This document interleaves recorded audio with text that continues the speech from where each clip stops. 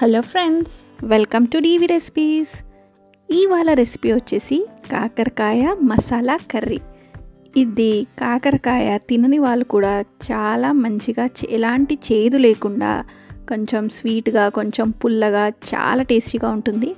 ఇది రైస్లోకి ఇంకా చపాతీలకు కానీ జొన్న రొట్టెలకు కానీ చాలా మంచి కాంబినేషన్. ఈ రెసిపీ ఎలా చేయాలి అనేది డీటెయిల్గా చూసేద్దాం. ముందుగా ఒక కడాయిలో ఆయిల్ వేసుకోవాలి. ఒక 4 teaspoons of oil. So దాంట్లో కొంచెం పోపు అనేది వేసుకోవాలి. అంటే ఆవాలు, జీలకర్ర, ఇంకా కరివేపాకు, కొంచెం హింగ్ అనేది యాడ్ చేశాను నేను.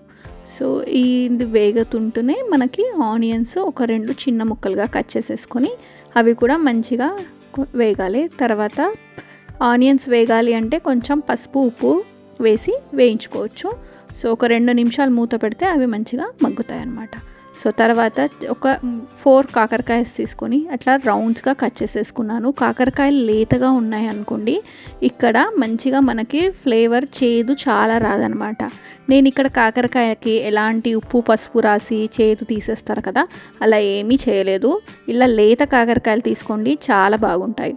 సో కొంచెం సాల్ట్ ఇంకా ఉప్పు కారం అనేది యాడ్ చేసి మనం వీటిని కూడా మంచిగా ముక్కలకి అయ్యేలాగా కాకరకాయ ముక్కలకి మంచిగా మనం మిక్స్ చేసుకొని ఒక 2 మినిట్స్ ఉడికించుకోవాలి. సో ఇందులోనే ముందుగానే నేను కొంచెం చింతపండు అనేది నానబెట్టుకున్నాను. సో ఆ చింతపండు వాటర్ అనేది మంచిగా గట్టిగా పిసికేసి వేసేసేయాలన్నమాట అంతా కూడా. సో ఇలా చింతపండు వాటర్ వేయడం వల్ల ఆ కాకరకాయలో చేదంతా కూడా మంచిగా పులుపు ఎక్కి కొంచెం చేదు అనేది కూడా తగ్గుతుందన్నమాట. చింతపండు వేసామంటే కొంచెం బెల్లం కూడా వేస్తేనే దీనికి రుచి ఉంటుంది. సో కొంచెం బెల్లం కూడా యాడ్ చేయాలి. బెల్లం అనేది 2 టీ స్పూన్స్ తీసుకున్నాను, మీ టేస్ట్ని బట్టి. సో ఈ స్టేజ్లో మనం కొంచెం అల్లం అనేది ఇట్లా గ్రేట్ చేసేసుకుంటే దాని ఫ్లేవర్ చాలా బాగా వస్తుందన్నమాట. సో కొంచెం కోకోనట్ పౌడర్ వేసాను, తర్వాత నువ్వుల పొడి, ఇంకా ధనియాల పొడి కూడా. సో నా దగ్గర ఇవి అవైలబుల్ ఉన్నాయి కాబట్టి వేసాను. మీకు అవైలబుల్ ఈజీగా లేకుంటే అన్నీ కూడా అంటే పల్లి పొడి కూడా వేస్తాను. సో నువ్వులు, ధనియాలు, ఇంకా కొబ్బరి, ఇంకా పల్లీలు అన్నీ కూడా ఒకసారి ఇలా వేయించేసేసుకొని ఒక్కొక్క టీ స్పూన్ తీసేసుకొని ఆ పౌడర్ అనేది దీంట్లో యాడ్ చేసేసుకుంటే సరిపోతుంది. లేదు మీ దగ్గర అవైలబుల్ ఉన్నాయంటే వేసేయచ్చు.